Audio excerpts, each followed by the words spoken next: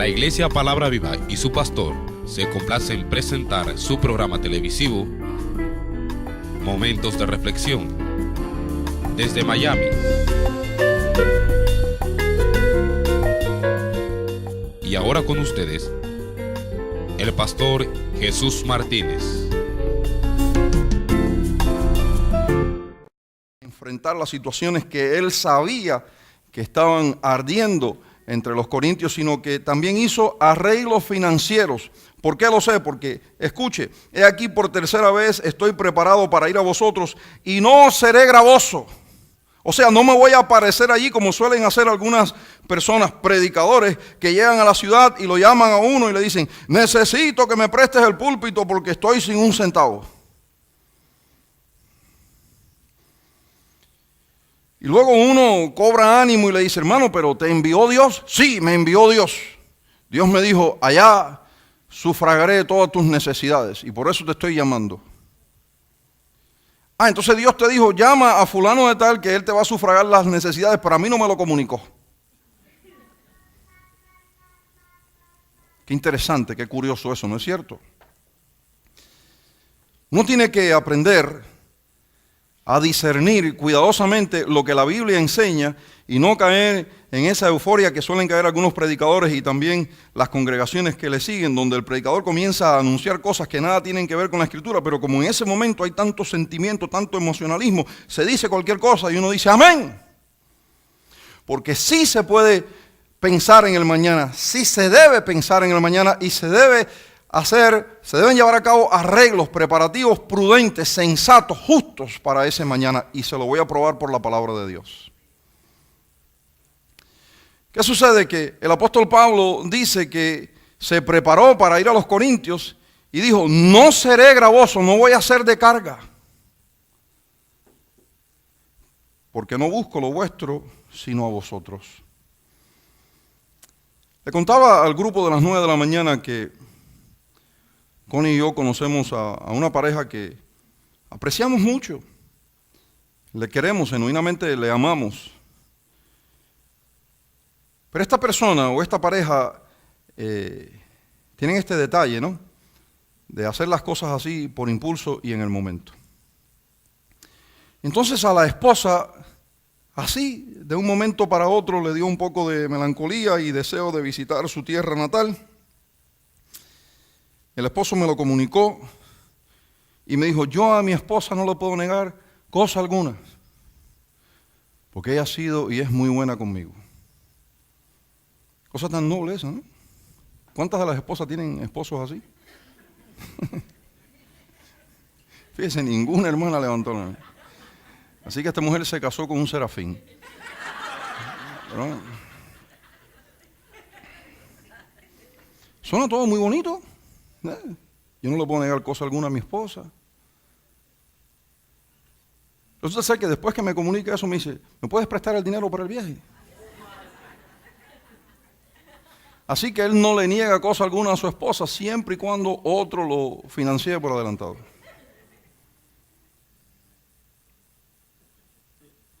Y no le di el dinero, primeramente porque no lo tenía.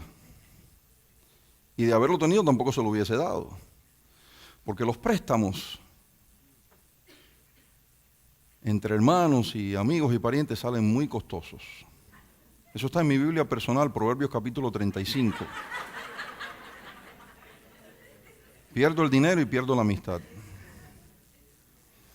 Y por cuanto así hacían sus cosas y no le proporcioné el dinero, se malogró la amistad. Nunca fue igual. Entonces, ¿cómo bregar con situaciones que tú sabes que se van a presentar y no hacer arreglos para ellas? Eso no tiene sentido. Eso pertenece al ambiente de la locura. El apóstol Pablo no solo habla de la preparación para este tercer viaje, sino que, fíjese por favor, del proverbio que él echa mano para aclarar todo este asunto. No deben atesorar los hijos para los padres, sino los padres para los hijos. Y nótese el uso de la palabra atesorar. O sea que le toca a mamá y a papá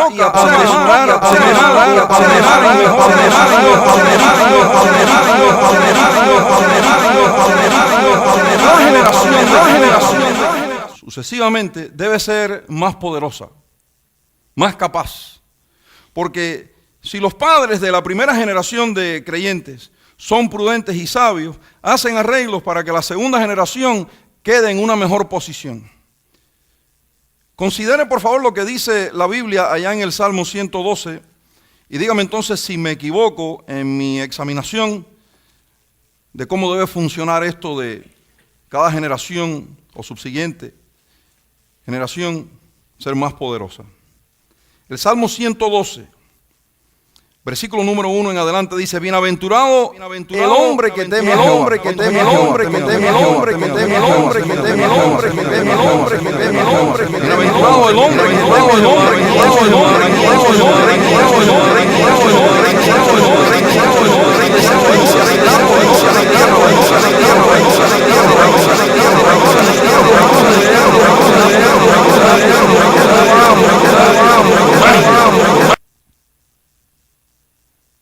Pero cuando usted considera cuidadosamente el resto del Salmo, se da cuenta que este hombre, este padre y también la mamá, la mujer, porque cabe, no hay problema en colocar eso en el Salmo.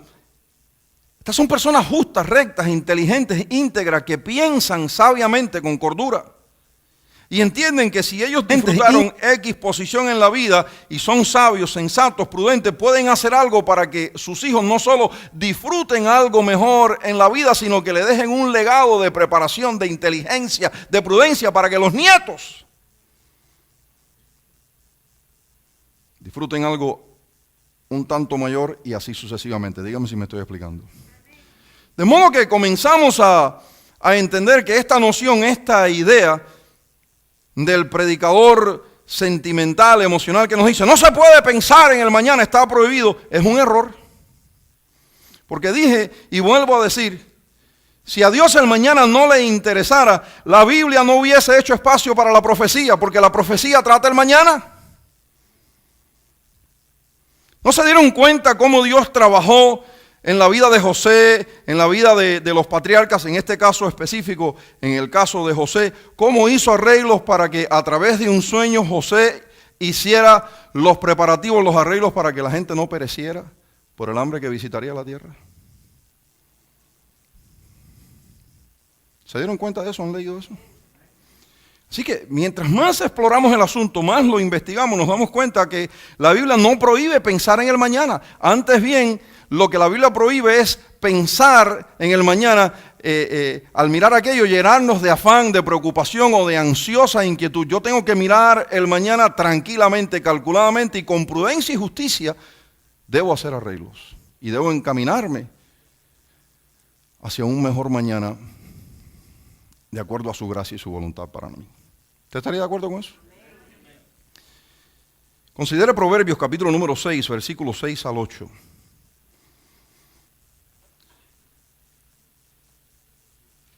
Algunos hombres, algunas mujeres se han dado a estudiar la vida, las cosas que suceden.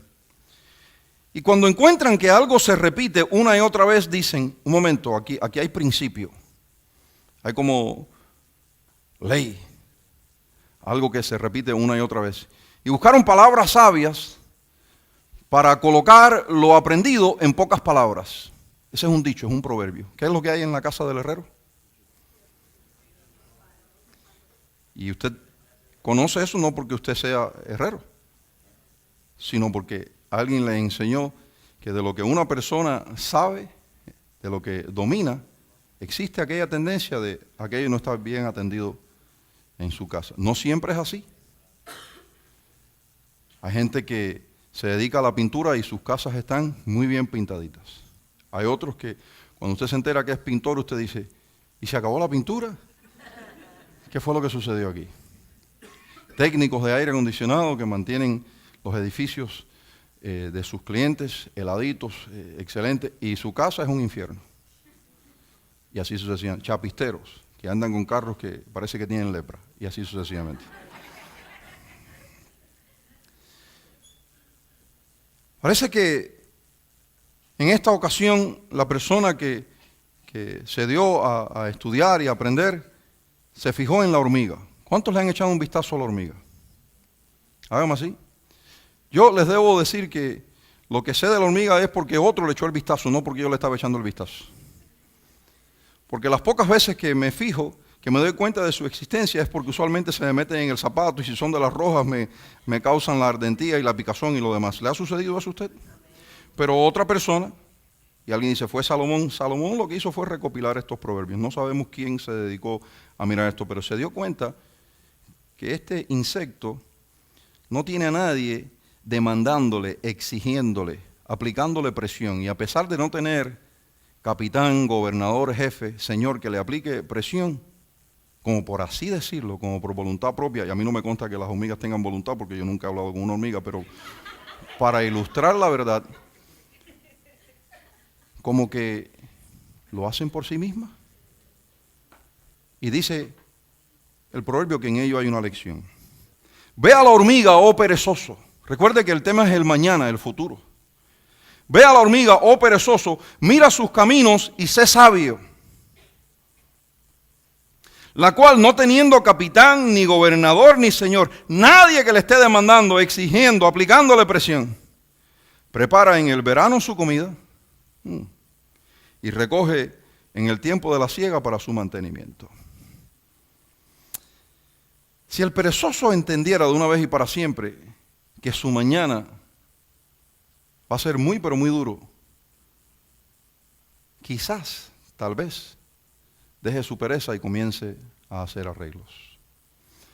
Porque los sufrimientos del perezoso no se dan en el momento, sino en su mañana. Y cualquier cosa que usted tenga que hacer hoy, sea preparativos y encaminarse en esos preparativos para que su mañana sea lo más leve, lo más fácil posible, eso a usted le toca hacerlo, llevarlo a cabo, y de no llevarlo a cabo, en ese ambiente, en ese aspecto, en esa situación, usted es perezoso. Alguien dice, yo soy una persona trabajadora, le prohíbo que me llame perezoso. Usted puede ser diligente en algo y en otra cosa que usted considera menos importante, no ser diligente, y en aquello los problemas están alrededor de la esquina, están en ese mañana. Y la vida no consiste solamente en trabajar 8 horas. Hay una serie de factores, de asuntos que nosotros tenemos que manejar con prudencia para disfrutar vida integralmente. Dígame si me estoy explicando.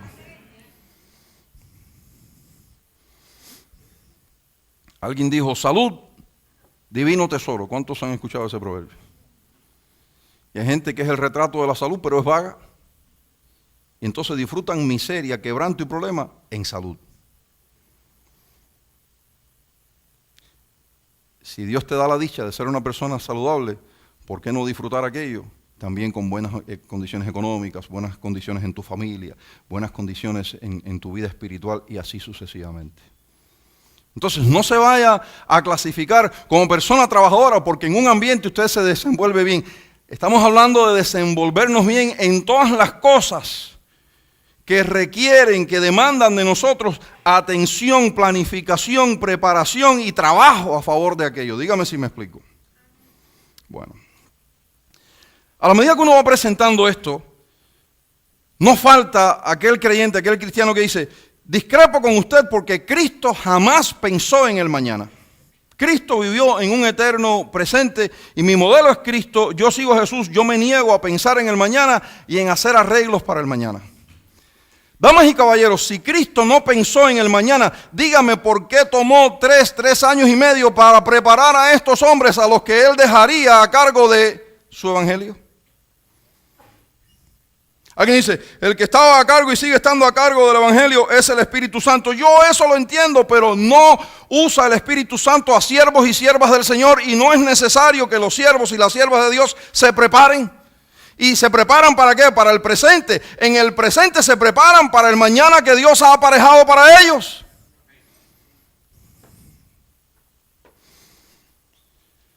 Pero bueno, insisten en que no se puede pensar en el mañana ni hacer arreglos para el mañana. Entonces uno se ve obligado a llevarles a la Biblia. Lucas capítulo número 9, versículos 30 y 31. Estos versos forman parte del narrativo que trata el monte de la transfiguración. ¿Cuántos han leído acerca del monte de la transfiguración? Levante su mano si ha leído acerca de esto, si ha escuchado algo de esto. Bájela. ¿Cuántos dicen, es primera vez que escucho algo acerca de esto? Pues hoy va a escuchar 2 o 3 cosas y se dará cuenta que Jesús sí pensó en el mañana. Sí hizo arreglos para el mañana. Es más, todo lo que usted tiene que hacer es pensar en la salvación que usted disfruta y entender que Dios, antes de la fundación del mundo, pensó en ello, trazó un plan y lo llevó a cabo para que su mañana y el mío esté garantizado en su presencia. Así que estamos imitando a Dios. Pero dije y vuelvo a decir, escuchamos a cualquier predicador que en un momento de euforia, de mucha emoción, dice cualquier cosa y decimos ¡amén! Y nos vamos para la casa y allí terminó el asunto. Luego, cuando se nos ocurre pensar en el mañana, aparece una oportunidad, se abre una puerta, está allí la posibilidad, decimos, no, eso a mí no me interesa porque yo vivo en un eterno presente. Bueno. Jesús se transfigura en presencia de Pedro, Juan y Jacobo. Ellos estaban mirando esto. Y notan que aparecen 2 varones que hablaban con él, esto es con Cristo. Y entienden, reconocen por el Espíritu, pienso yo, que eran Moisés y Elías, quienes aparecieron rodeados de gloria y hablaban de su partida, o sea, de lo que le sucedería a Jesús al entrar por última ocasión en Jerusalén. Así que el verso habla de algo que estaba por delante de él todavía, que no se había cumplido. Y yo dudo, damas y caballeros, que le estaban poniendo en conocimiento de lo que le sobrecogería. Porque Jesús, en un momento dado, da a entender la Escritura que entiende el propósito principal de su primera venida. No solo lo entendió él, sino Juan, porque cuando lo vio allá cerca de Jordán, dijo, ahí está el Cordero de Dios que quita el pecado del mundo. Y al denominarlo así, el Cordero de Dios, queda claro que Juan entendía la meta, la tarea de Cristo, y nosotros tenemos mucho peso de evidencia bíblica que muestra que Cristo estaba bien, pero bien consciente de cómo este asunto se llevaría a cabo. Así que, he aquí 2 varones que hablaban con él, los cuales eran Moisés y Elías. ¿Y qué estaban haciendo? Estaban hablando. ¿Y de qué hablaban? De su partida que iba Jesús a cumplir en Jerusalén. ¿Cuántos entienden que Jesús es 100% Dios? Hágame así si usted entiende eso. Baje su mano. ¿Cuántos entienden que Jesús es 100% hombre? Claro, alguien dice, pero eso no tiene sentido. El matemático dice, no, es 50% Dios y 50% hombre. No, es 100% Dios y 100% hombre. ¿Hay un solo mediador entre Dios y los hombres, Jesucristo? Hombre. Y la Escritura describe al Cristo resucitado como el verdadero Dios. Así que eso es importante porque ahora cuando les comparta este próximo verso, usted va a ver algo que puede ser que le sacude un poquito inicialmente. Pero si ya está claro en su mente, en su corazón, que Jesús es 100% hombre y 100% Dios, entonces ya el verso no le asusta. Antes bien, le hace libre y le muestra a Jesús de otra manera para que usted pueda con mayor facilidad seguir sus pisadas, comprenderle y seguir sus pisadas. Considere Lucas capítulo número 12, verso 50. Lucas capítulo número 12, versículo número 50. Dígame si llegó. De un bautismo tengo que ser bautizado. Por supuesto, cuando el principiante lee bautismo, automáticamente piensa agua, el fuego del Espíritu Santo. Y ciertamente La Biblia habla del bautismo en agua, el bautismo en el Espíritu Santo, pero esto no es lo que Cristo tiene en mente. Porque bautismo significa sumergir, y Jesús está hablando de aquel momento cuando sería sumergido en adversidad, reveses, en fin, en aquel momento cuando sufriría todo lo que le tocó sufrir por nosotros, por nuestros pecados. Así que Jesús estaba pensando en ese momento. Esto lo aclaramos porque hay gente, algunos hermanos insisten en hacernos creer que Jesús jamás pensó en el mañana, en el futuro. Y el futuro puede ser cercano o distante, pero yo encuentro que Jesús estaba pensando en ese mañana. Y no solo estaba pensando en ese mañana, sino que, escuche lo que dice, lo que resta del verso. Y cómo me angustio hasta que se cumpla. Nos vienen a la mente 1000 ideas, 1000 pensamientos acerca de Jesucristo. Pero ¿Cristo angustiado? No es posible. Pero el texto te dice que Cristo, al pensar en esto, no te dice el texto que estaba mañana, tarde y noche pensando en esto, pero cuando le venía a la mente, se angustiaba.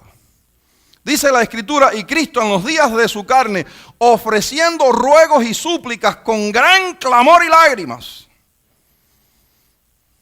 fue oído a causa de su temor reverente.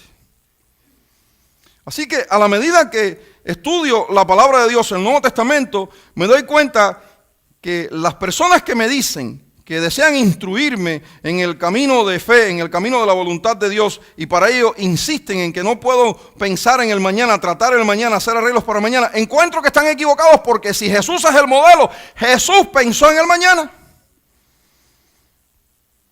e hizo arreglos para el mañana. Seguramente usted, cuando era esa calidad de católico que le caracterizó, buen católico recalcitrante, se sentó en una ocasión más que otra a escuchar el sermón de las 7 palabras. ¿Cuántos escucharon en una ocasión más que otra el sermón de las 7 palabras? Si usted estuvo atento y no hizo lo típico, que es quedarse a dormirse hasta que el sacerdote termina, usted escuchó a Jesús aún en la cruz haciendo arreglos para el mañana.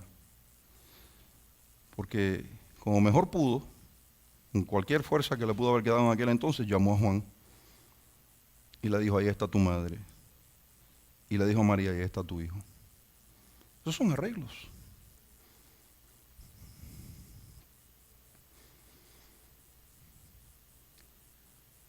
Es necesario que con un poco más de dedicación escudriñemos lo que se nos dice.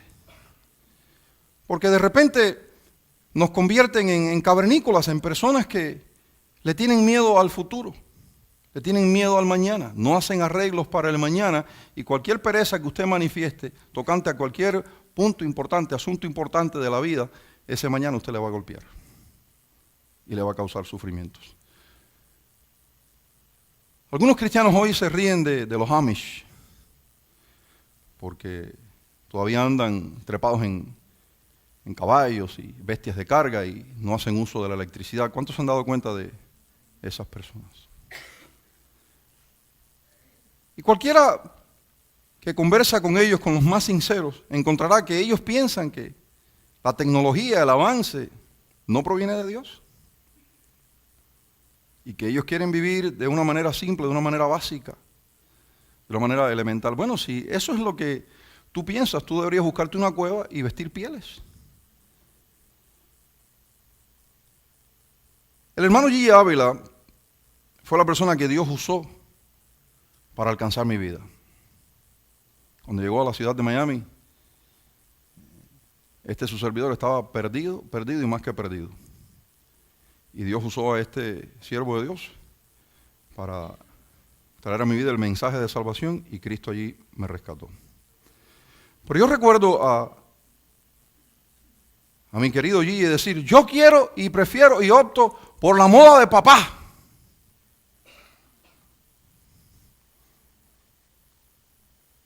Y en realidad lo que estaba enseñando es que la mujer no tiene por qué pasarse tinte en el cabello y que debe usar mangas por acá y faldas hasta acá y los hombres. Esa es la moda de papá. Y yo escuchaba que ella decía, si tú quieres la moda de papá, con todo respeto, porque fue el instrumento que Dios usó para rescatarme, tienes que regresar al Edén y echar mano de unas pieles. Porque esa es la moda, la ropa que papá escogió para la pareja después que pecaron. Nosotros sabemos que aquello nada tiene que ver con vestimenta, sino con cómo Cristo nos reviste de su justicia, de su santidad y de todo lo que nosotros no somos y Él es. Pero traigo esto a la conversación, al tema, porque un hombre tan querido, tan apreciado, por lo menos por mí, en mi corazón no falta cariño y aprecio por este hombre que ya está con el Señor, pero aún a él se me hizo menester estarle atento y retener lo bueno y lo demás, pues dejarlo a cualquier ignorancia, cualquier cosa que todavía no comprendía. Dígame si me estoy explicando. Fíjese esto, de un bautismo tengo que ser bautizado. Y cómo me angustio hasta que se cumpla. En otra ocasión le dijo a los discípulos, mi alma está triste, triste hasta la muerte.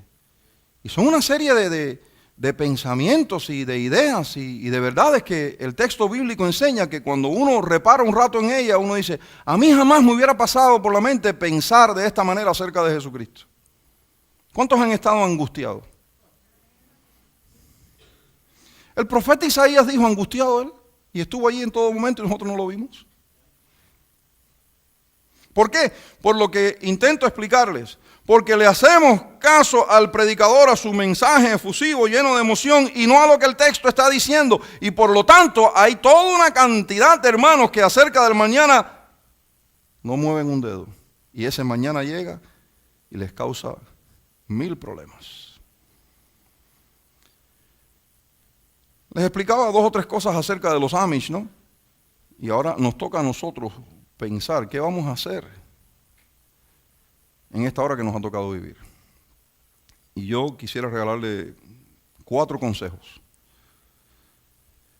porque pienso que son prudentes, provechosos, no porque se me hayan ocurrido a mí, sino porque están en la Biblia y usted le sacará provecho o utilidad de esto. Número 1, háganse arreglos o preparativos justos y sensatos.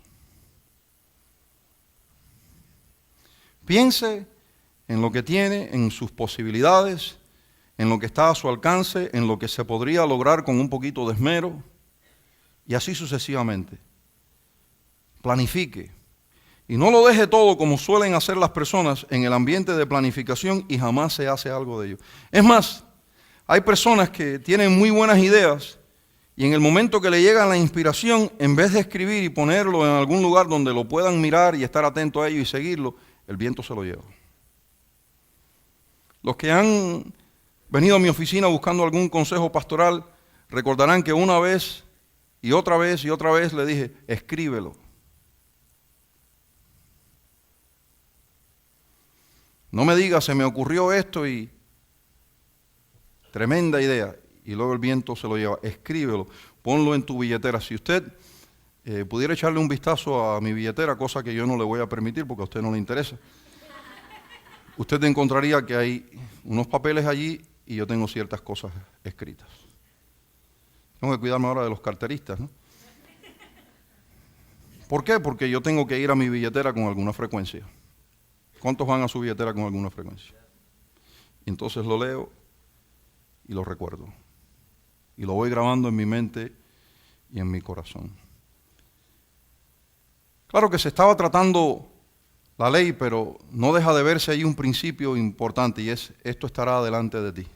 La ley, la enseñanza, la instrucción, los pasos a tomar, las cosas que te muestro, las tendrás delante de ti, meditarás en ellas de día y de noche.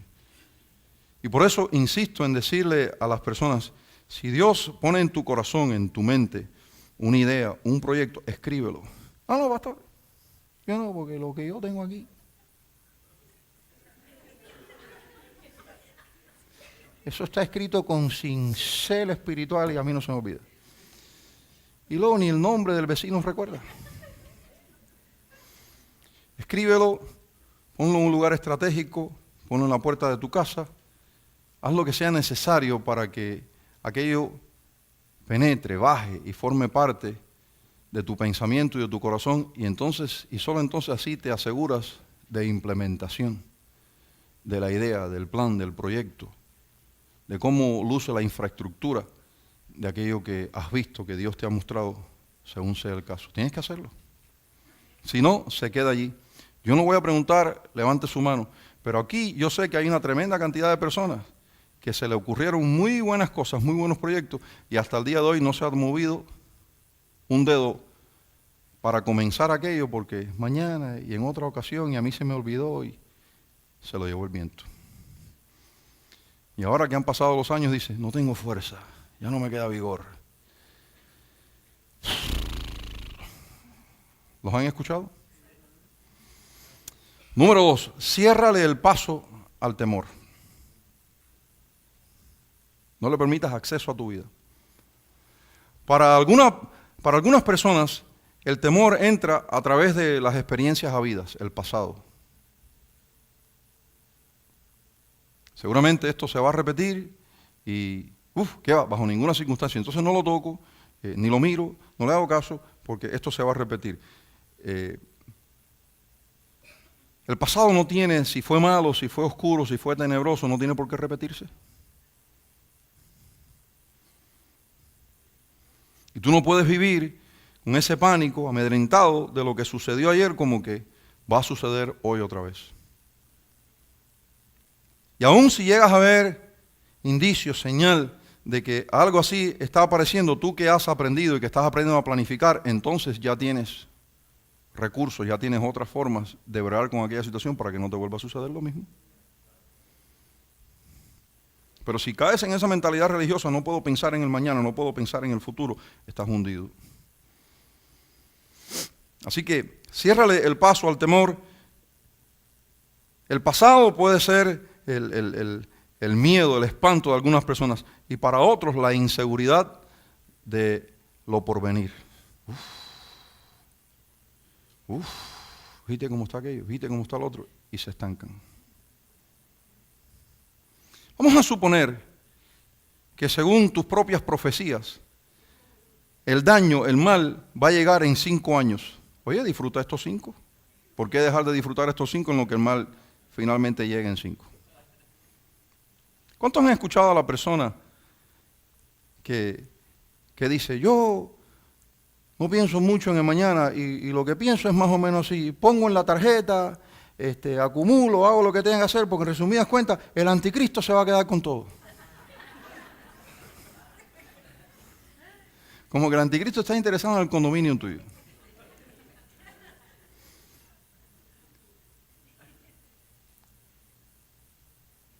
Dentro de eso que acabo de explicar, que es una muestra del pensamiento de algunas personas, hay una cosita allí que es buena. Y no quiero perder la oportunidad para mencionarla. Y es que no se debe vivir tampoco tan apegado a la tierra como para pensar, esto es lo último, esto es lo máximo, después de esto se acabó todo. Porque no es así. Así que la actitud acerca del mañana tiene que ser una controlada, timoniada por la prudencia. El mal, los malos, sus días están contados, Dios lo sabe. El fin del mundo viene, ¿cuándo será? Yo no lo sé, pero la Escritura lo dice. Pero mientras eso llega, yo tengo que conducir mis asuntos prudentemente, sabiamente. No se me prohíbe pensar en ello y planificar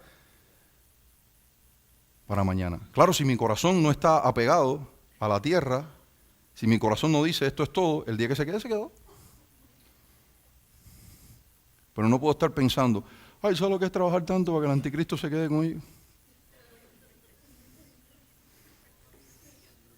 Como que dije anteriormente, el anticristo se va a quedar con tu condominio. Yo no quiero tener mis cuarteles en Jerusalén, yo quiero el condominio de fulano de tal. Es absurdo de la manera que uno a veces piensa, ¿no es cierto?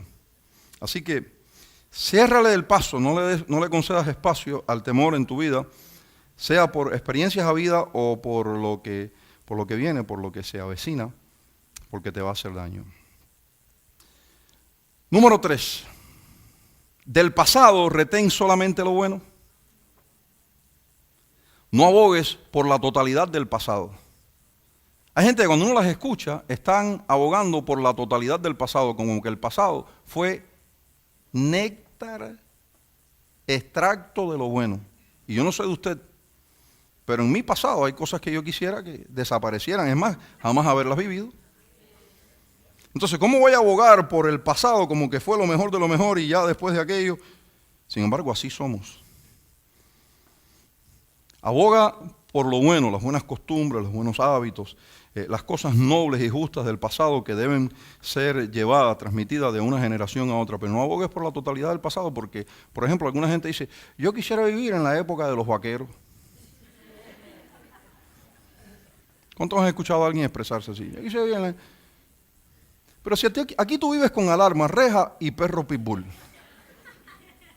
Imagínate, en el tiempo de los vaqueros con facilidad te sacaban el revólver y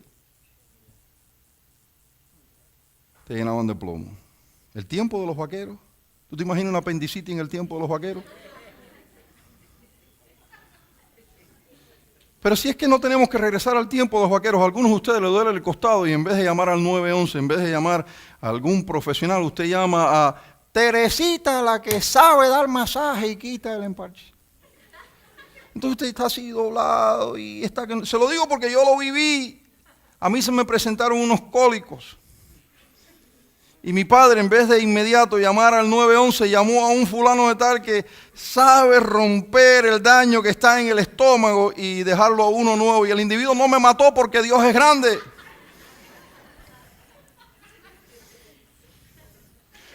Te voy a localizar el lugar del dolor, ¿ok? ¿Te duele ahí? Ya lo encontré. ¿A cuántos le han dado un masajito de eso? Hágame así. Cuando llegué al médico tuvieron que regresar el ojo derecho a la cuenca.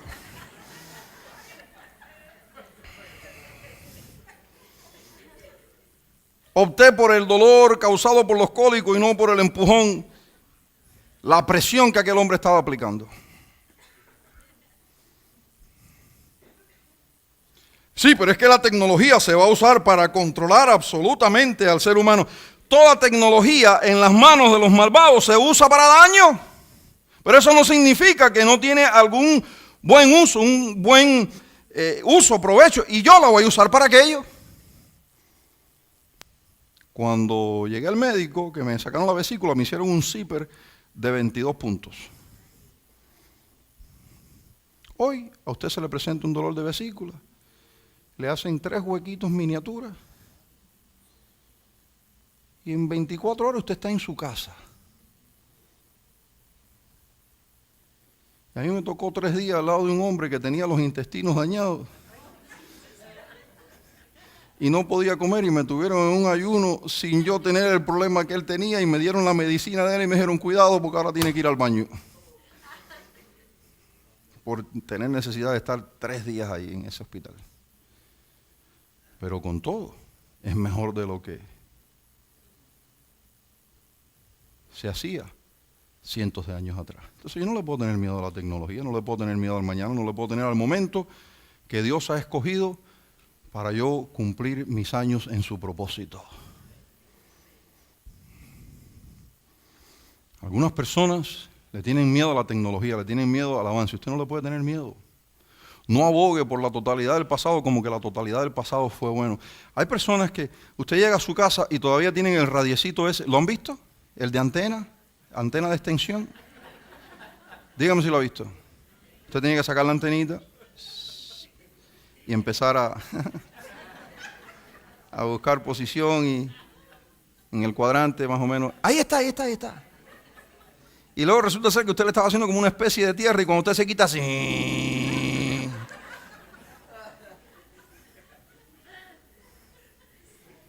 ¿Se recuerdan de aquello?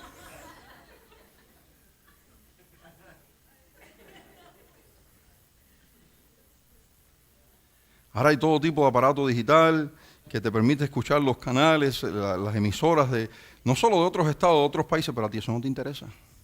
Tú quieres tu radio. Deja ver si puedo escuchar la tremenda corte.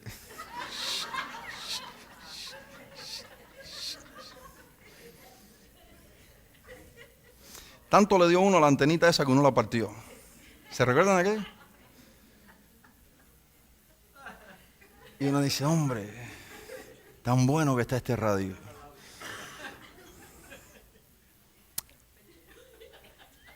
Voy a usar tape. El gran invento del tape es una maravilla. Y uno cogió tape y empató. Y uno dijo, ya, resolví. Pero cuando quieres empezar a mover la antenita, el tape se afloja y llamas al inventor en ti, lo sacas de lo más adentro y dices un pedacito de perchero en los huecos de la antena. Porque ese radio no se puede botar, está demasiado bueno. Tu hijo, tu nieto te pasa por al lado y se burla de ti. Hay niños de 2 o 3 años bregando con computadora y usando cosas que usted ve que los padres y los abuelos dicen. Y le dice, Grandpa, come on and play.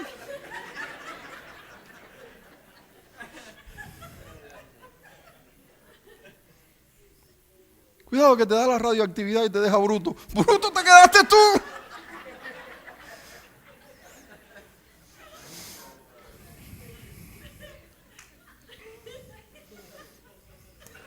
Yo no sé de usted, pero yo le agradezco al Señor por la hora en la que me ha tocado vivir. Imagínese que usted tenga que venir desde Kendall a caballo acá a Palabra Viva.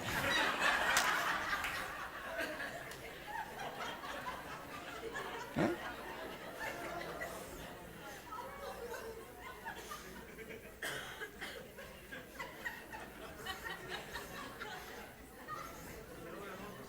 Cuando el culto está terminando, el Señor me da una palabra y dice, ora por los riñones que están destruidos.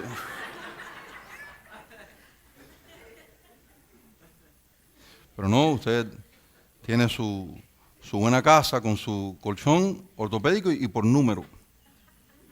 ¿Ya tienen el colchón que trabaja por número? Ah, pues yo le voy a informar. Resulta ser que ella quiere un colchón firme y le da a su teclado y casi que se torna en piedra. Él disfruta el colchón suave, de esos que se hunden, le da el teclado. Fíjese qué cosa. Años atrás, cuando eso no existía, había que inventar. Ella quería un colchón firme, había que tomar un 4x8, una tabla, partirla a la mitad y en la mitad del colchón de ella colocar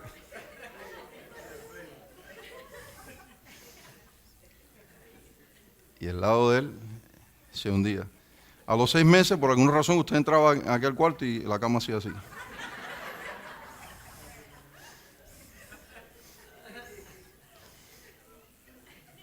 Entonces, de no haber dinero, porque en ocasiones no hay dinero, ella se quedaba en la casa y viraba el colchón. Cambiaba la tabla y todo está bien ahora en el paraíso. Es mejor vivir en la hora que nos ha tocado vivir. Imagínese usted, domingo a las 5 de la mañana, dándole cranque al vehículo para poder llegar a la iglesia. Echando todo tipo de humo por ese tubo de escape, y el que viene atrás también es un hermano que no se da cuenta que este es un hermano y lo ofende en el espíritu. Esta es una hora maravillosa. Usted sabe lo que es que en un momento dado usted me hace una pregunta acerca de algún tema de la escritura, llega a mi buzón así y en 5 minutos yo le tengo respuesta. Que de otra manera usted tenía que preparar carta, llegar al buzón o dársela al cartero, esperar que aquello pasara por aquel proceso si es que no se perdía, que llegara a mí, que luego yo le... Y así, imagínense. Esta es una hora maravillosa. Hoy usted siente un dolor en el costado y el joven, la jovencita, el hombre, la mujer que va a llegar a su casa para rendir los primeros auxilios es una persona con preparación que le va a ayudar por lo menos a llegar hasta que esté en las manos de un especialista. No.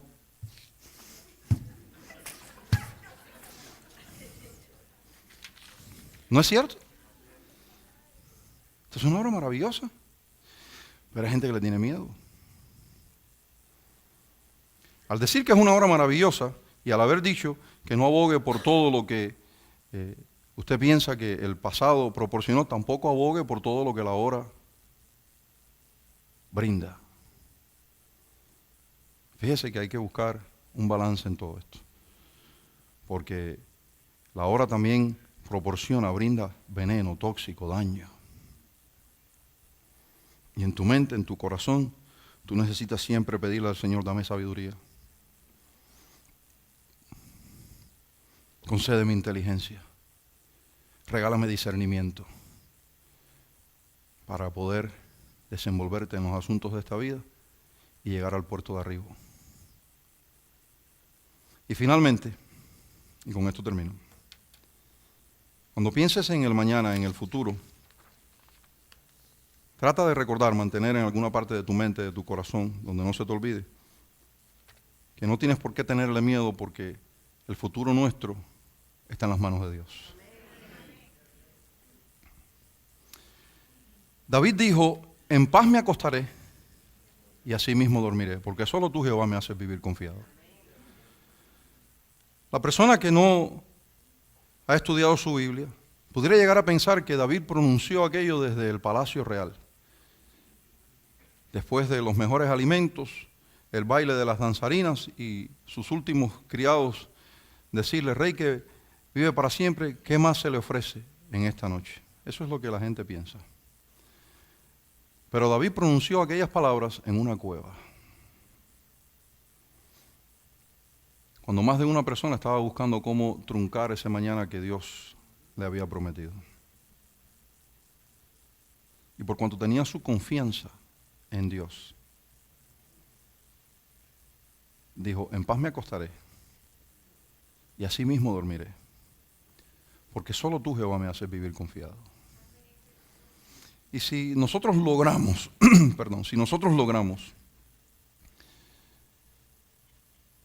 entender que esa combinación de confianza en Dios y luego cumplir con la responsabilidad que Él ha puesto sobre nuestros ojos acerca de mirar hacia el mañana y hacer lo que nos toca, lo que es prudente, pienso que por difícil que sea el mañana, lo vamos a poder enfrentar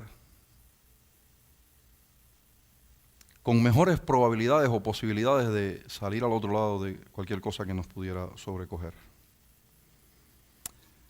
La vida no consiste de dos o tres cosas. La vida consiste de unos cuantos puntos, unas cuantas cosas.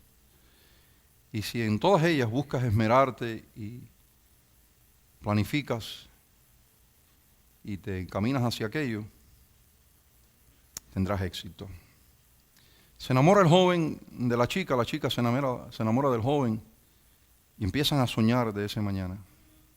La casa que vamos a tener, los hijos que vamos a tener, y comienzan a realizarse en aquello. Porque el mañana tiene cosas muy, pero muy bonitas. ¿Cuántos entienden eso? Pero ese mismo mañana, que tiene cosas muy bonitas, en un momento dado comienza a golpearte y te dice, mi padre y mi madre están cerca de la muerte, mucho más cerca de lo que yo podría pensar o imaginarme. Y te das cuenta que ese mañana requiere arreglos tanto para lo bonito como para lo difícil. Y no es solo el arreglo, no es solo la preparación para lo físico, lo monetario, sino lo de adentro.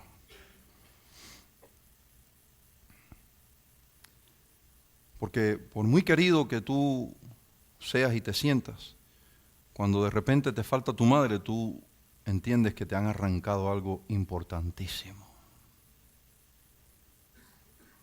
Cuando perece tu padre, aunque estás rodeado de gente que te quiere y de la familia que tú mismo has formado y has establecido, por un momento te sientes solo en la vida.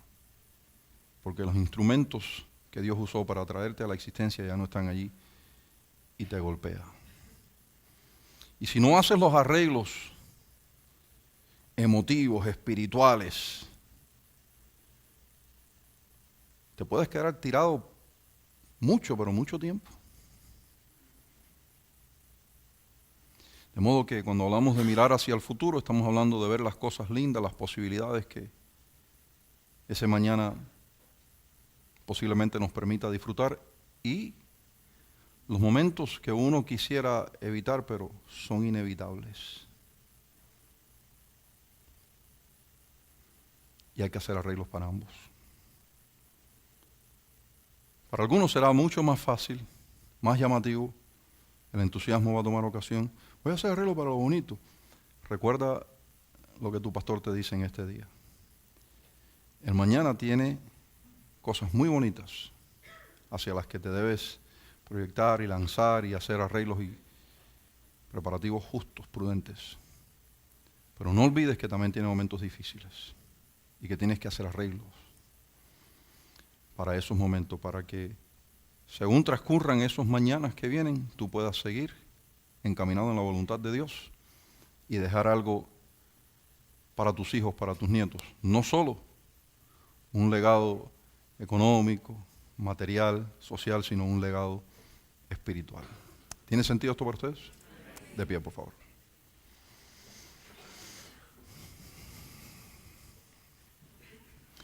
Querido Dios y buen Padre Celestial, nos acercamos a ti en el nombre de Jesús, primeramente para adorarte, reconociendo tu grandeza, tu amor, tu misericordia, que tú eres digno, Dios, de que nuestros corazones se postren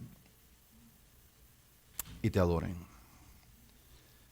También queríamos decirte gracias por el bocado espiritual que nos has regalado por tu Espíritu en esta ocasión, por un nuevo día y por un comienzo de año. A través de los años nos proponemos metas, hacemos resoluciones y resulta ser que no ha pasado el mes de enero y ya las dejamos atrás y muchas de ellas son hasta insensatas. Te pido que el corazón de mi hermano, de mi hermana, que mi corazón pueda tener una petición por encima de todas las demás en tu presencia. Y es que nuestro corazón permanezca fiel a ti, a tu voluntad, a tu propósito. Pues si permanecemos fiel al Señor, con su ayuda, con su gracia, con su fortaleza y su vigor, operando a favor nuestro, vamos a salir al otro lado de cualquier cosa que el maligno maquine en contra nuestra, Dios. Regálanos esto y seremos dichosos, felices, bienaventurados, Señor, en nuestro caminar. En el nombre de Jesús. Amén y amén. Vamos a recibir las ofrendas de la tarde, vamos. Este ha sido su programa televisivo Momentos de Reflexión. Si deseas comunicarte con nosotros, escríbenos al 3175 Southwest 25 Calle, Miami, Florida 33133 o en el internet a www.palabraviva.org.